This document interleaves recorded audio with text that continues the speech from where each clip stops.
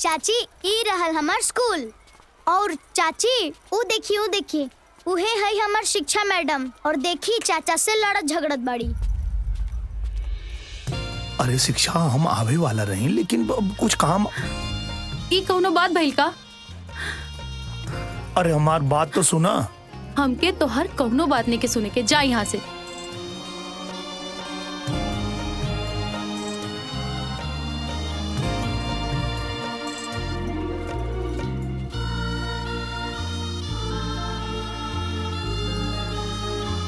बल्लू तू अपना क्लास में जा और सुना, अपना चाचा के मत बताइए कि हम आज स्कूल आई रहनी। ठीक है, बाय बाय।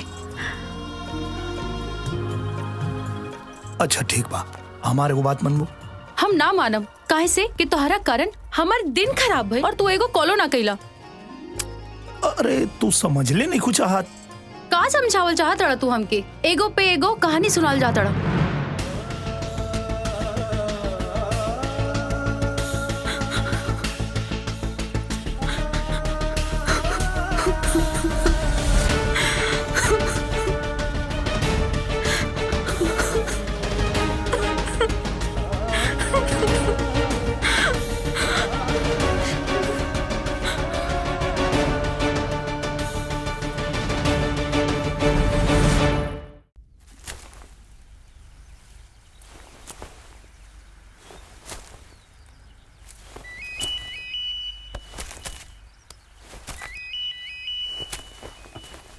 राजा भैया हाँ फोन आयल बा, फोन शिक्षा मैडम के फोन बा। हाँ बोला। अच्छा सुना, कल भोला बाबा के मंदिर में आ जाइए। काहे कोनो खास बात बा का? अरे हाँ, कल तीज बा और हम तोहरा खातिर व्रत रखतानी। अच्छा तो हमारा आवल जरूरी बा का? तो काहे ना आइल जरूरी बा? तोहरे खातिर तो व्रत रख ले बानी ना, व्रत तू ही तोड़बा। By by. राजा भैया, जब ही मैडम के पता चली कि तार शादी हो गई बा तो तार बाजा बाज जाई। बात तो सही कहता रे। जो अब काम देख। ठीक बा।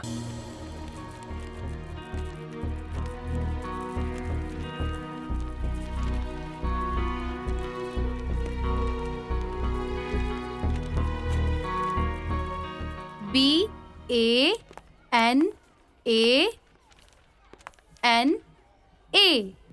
बनाना। बनाना मीन्स केला। अब जल्दी से आप लोग अपने कॉपी में नोट कर लीजिए और याद कर लीजिए। 10 मिनट बाद आप सबसे पूछूंगी। शिक्षा मैडम जी। हाँ जी। 10 मिनट के लिए फ्री हैं आप? जी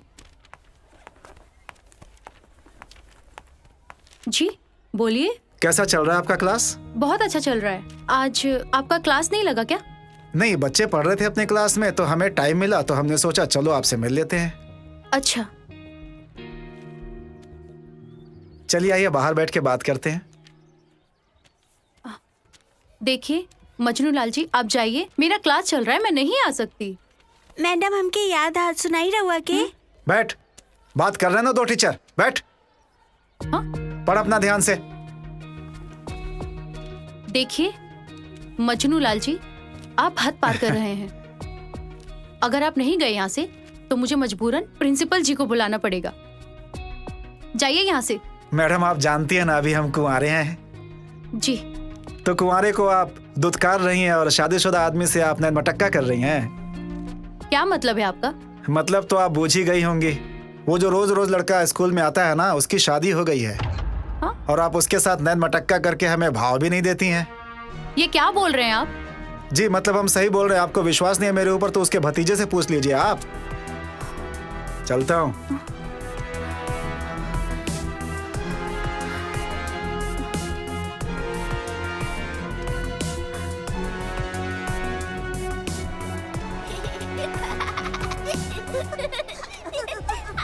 कीप क्वाइट, चुप हो जाओ तुम लोग। हे भगवान, क्यों और के गलती की सजा हमरा के काहे देता है मैडम जी? सच सच बतावा, तोहर चाचा शादीशुदा बाड़न की ना? नहीं तो आज पूरा दिन तोहरा के एंगने मुर्गा बना के रखब। सच सच बताओ तनी, हमरा चाचा के बियाह हो गइल बा, अब तक जाए दी।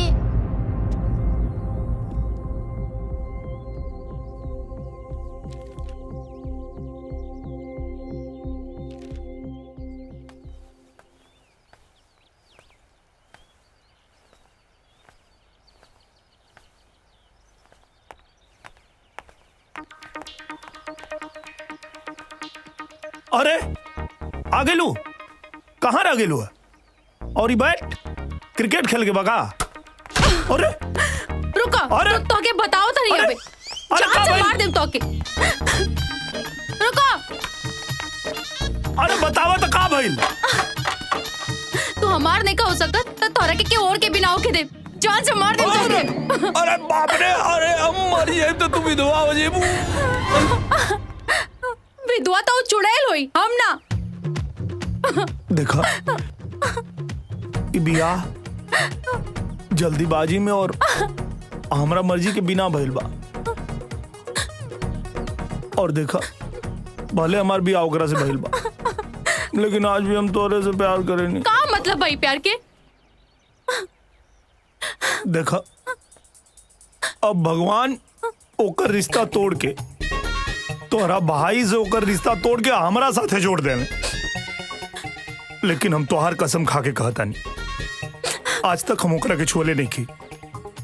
आज भी हम तोहरे से प्यार करेनी। टका बिया करबा हमसे? हाँ काहे न करब? हम तोहसे प्यार करेनी तो काहे न तोहसे बियाह करब? चला तू कहता अभी तोहसे गुप्त बियाह कर लेता नहीं। गुप्त रोग होला, गुप्त बिया ना। अरे जवन कुछ भी हो थोके, लेकिन हम तो तोहसे बियाह करे के तैयार बानी ना। तब तो तोके भरोसा हो जाए ना कि हम तोहरे से प्यार करेनी। ना पहले ओके तलाक दो, तब हम सोचब। हे भगवान, एक और मुसीबत में पड़ गई। भूमि जी हमके तो से कुछ बात करे के रहे। कहा का बात बा? बहू दादाजी बहरे बैठल बाड़े खाए खातिर, लेके आवा। जी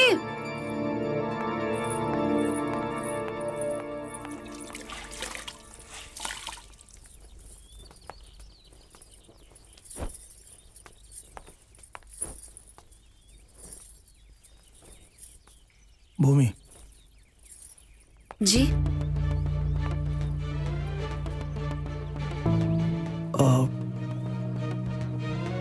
का भइल? कुछ ना।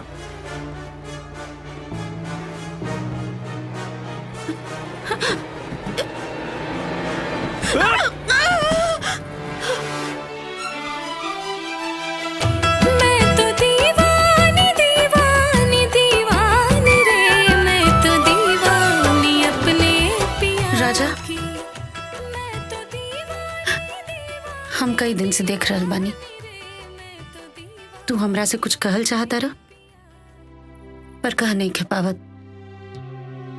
ना था। राजा हम तोहार पत्नी बाद में हई, पहले तोहार दोस्त हई। बतावा ना का बोलल चाहता रह? अब ऐसन कोनो बात तो नहीं के। कोनो बात नहीं के।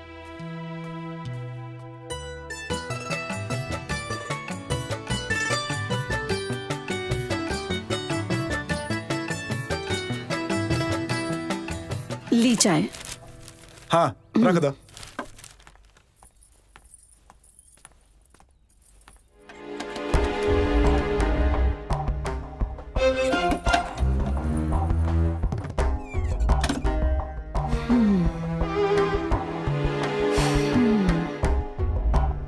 एक को चूड़ी टूटल नहीं खेबा। का भइल? काल राउर बाबा सोचत रहलेन कि देवर जी बाप काहे नईखन बनत। देवरानी साहिबा के कुल सुहागन चूड़ी देख कर पता चलता कि देवर जी और उनकरा बीच में कुछ ठीक नहीं खे। अब चूड़ी देख के तू भविष्यवाणी करे लगलू। जा ना किचन में कुछ कार होई, जा कुछ काम कर, सब कुछ ठीक बा। अरे कुछ ठीक नहीं खे, ये हम दावा के साथ कहतानी। हम दावा के साथ कहता नहीं सब कुछ ठीक बा। तब ला चाय तो ठीक से बनते नहीं खे, भविष्यवाणी करे लगलू। जा जा अपन काम करा जा। खा। अरे राजा के खनवा लावा जल्दी। ना ना तू लोग खा, हम क्या आ जाए। अरे अरे का भाई का भाई अरे भूमि अरे अरे नीरज मुंह का देखत बड़ा, गाड़ी निकाला, गाड़ी जल्दी हॉस्पिटल लेके जा। भूमि के अरे जल्दी जा। निकाला तानी। हाँ जल्दी लेके आओ बेटा। चल चल चल चल जल्दी चल। कहाँ हो गए?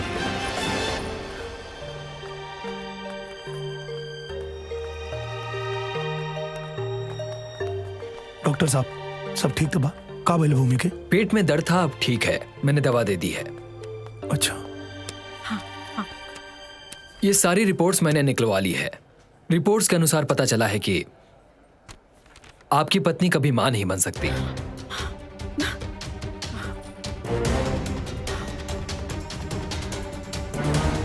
उनके पेट में जो दर्द था उसके लिए मैंने दवा लिख दी है। अब आप चाहें तो उन्हें घर ले जा सकते हैं।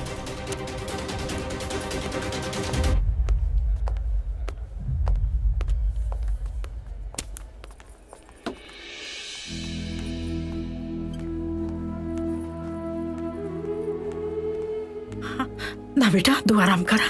ना माँ जी, अब हम एकदम ठीक बानी, कोनो दिक्कत नहीं है।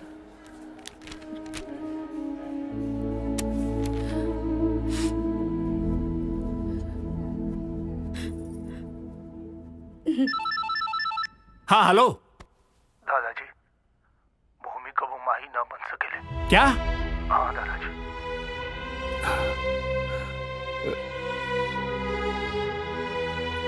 अब कुछ आराम बाना बेटा, ठीक हो जाए। भूमि बेटा अब तबीयत कैसी? अरे नहीं नहीं नहीं, तुम लेटी रहो, लेटी रहो, आराम करो, तुमको आराम की जरूरत है। राजा इधर उधर घूमना बंद करो, फालतू में घूमते रहते हो। घर में रह के बहू की सेवा करो और देखभाल करो बहू की। जी। पर बाबा अब हम ठीक बानी। हाँ तुम ठीक हो बिल्कुल, लेकिन तुम्हें आराम की जरूरत है। तुम आराम करो, तुम घर के काम की चिंता मत करो, बड़ी बहू सब संभाल लेंगी। वैसे भी आज तक सारा काम हम ही संभालत रहनी और आगे भी संभाल ले। इनकरा के थोड़ी ना कुछ भइल बा, बस लड़की नहीं पैदा कर सकत, बाकी सब तो ठीक ही बा। ए बड़ी बहू, तुम्हारी जुबान ऐसे बहुत चलती है, जाओ यहाँ से, जाओ, संभाल लेंगी। बाबूजी बड़की दुल्हन तो ठीक है ना कहताड़ी?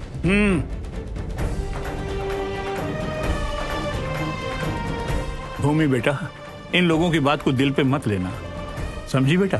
तुम सिर्फ आराम करो, मैं हूं ना, आराम करो। राजा। हाँ बाबा। बहू की देखभाल करो जी। ठीक है? ठीक बा। मैं चलता हूँ बेटा। जी। अच्छा बेटा तू आराम करा, हम आवता नहीं। राजा हाँ तू ख्याल रखिया।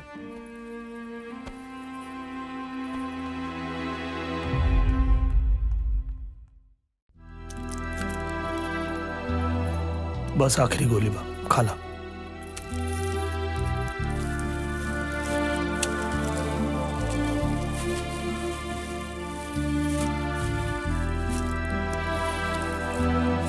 राजा कबले ऐसे ही हमार बोझ ढोबा।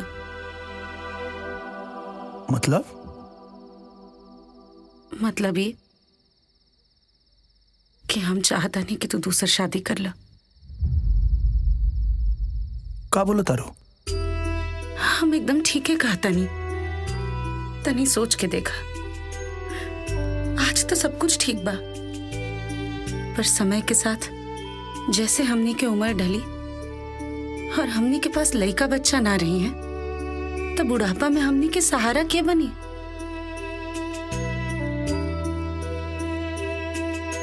और तू बिल्कुल चिंता मत करा, जैसे एक घर में दो बहन प्यार से रहेली, वैसे ही हम ओकरा साथे प्यार से रह लेब। भगवान के भी यह मर्जी है, प्लीज तू दूसर बिया खातिर मान जा। इतना आसान नहीं है।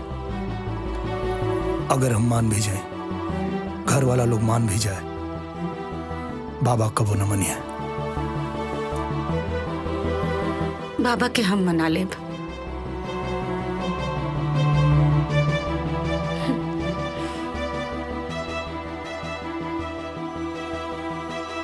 पागल हो गए तुम दोनों, पागल हो गए हो।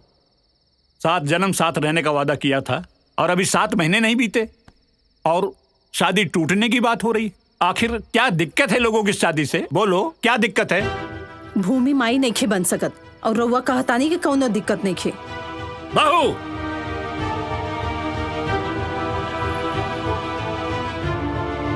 बाबा दीदी ठीक है तो कहता रही, जब हम संतान सुख नहीं की दे सकत तब कम से कम इनका के दूसर बिया कर लेवे के चाहिए ताकि ये घर में खुशी आ सके। और यही में हमने दोनों लोग की सहमति बा बाबा। लेकिन मेरी सहमति नहीं है। और हम सहमत नहीं खी। ई दूसर ब्याह के बात कही तू लोग बंद करा।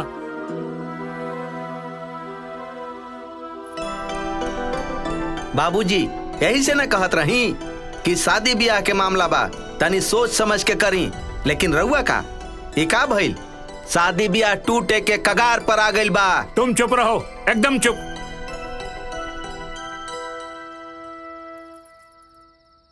भूमि बेटा, अभी आपकी बहुत बड़ी उम्र पड़ी है, पूरी जिंदगी पड़ी है तुम्हारी।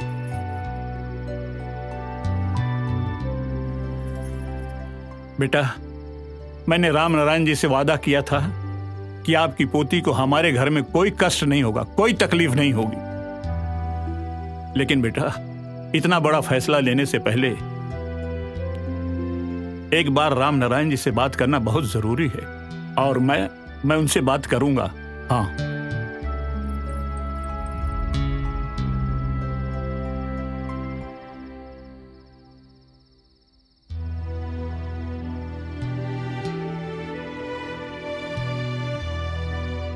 बेटी, क्या तुम भी यही चाहती हो? हाँ बाबा। बेटिया, हमके तो लगा था तू ही कोनो मजबूरी में फैसला लेता हो। ना पापा, कोनो मजबूरी नहीं थे, बल्कि हम तो खुद इनका के दूसर बिया करे खातिर कहनी है। देख लिया ना राम नारायण, देख लिया ना आपने। अरे मैं समझा समझा के थक गया हूं इन लोगों को, लेकिन ये लोग फैसला ले चुके हैं। चाचा जी, अगर कोनो दूसर बिया हुई तो हमार बिटिया रही कहाँ? नैहरे में? और समाज का कही? ना पापा, हम कहीं ना जाइब, हमारी ये घर है। और रउए तो कहले रहनी कि हमनी के संस्कृति में दान करे के परंपरा है, और एक बार दान दिहला के बाद वापस ना लिहल जाला। कन्यादान के रूप में आप हमार दान कर चुकल बानी। और माई कहत रहली कि नैहर से डोली उठेले और ससुराल से अर्थी, यही से हम अपना ससुराल में ही रहब। और बाबा, हम ये फैसला अपना खुशी से ले ले बानी, यही से हम चाहता नहीं कि हमनी लोग के खुशी के खातिर आप लोग भी अपन सहमति दे दें।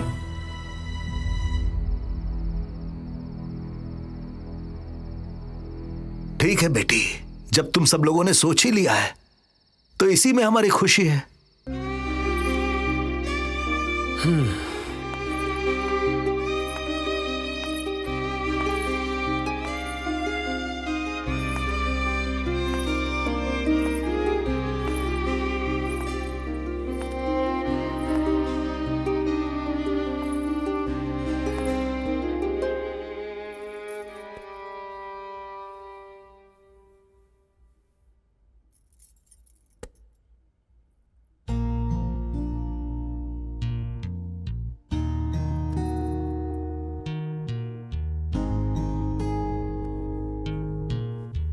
भूमि बेटा। जी बाबा, आई बैठी।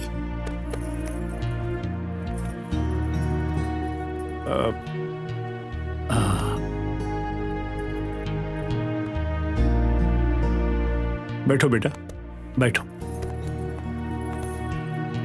भूमि बेटा, इतना बड़ा फैसला लेने के बाद ये पूछना कि तुम खुश हो या दुखी, इसका कोई मतलब नहीं है, कोई कारण ही नहीं है पूछने का।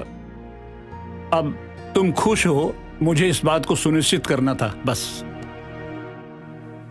बेटा, राजा की शादी कहां और किस लड़की से होगी इसका फैसला तुम करोगी। ये जिम्मेदारी मैं तुमको दे रहा हूं। लेकिन बाबा, हम राजा और आप मिलके। देखो बेटा, मेरी जिंदगी के अब 4 दिन बचे हैं, लेकिन तुम्हारी तो पहाड़ जैसी जिंदगी पड़ी है। पहाड़ जैसी जिंदगी पड़ी है बेटा। और मैं चाहता हूं कि तुम राजा की शादी एक ऐसी लड़की से कराओ जिसके साथ तुम पूरी जिंदगी खुशी खुशी गुजार सको, और मैं तुम्हारी खुशी देखकर निश्चिंत होकर मर सकूं, बस। हाँ बेटा। अब भूमि बेटा, मैं चलता हूं।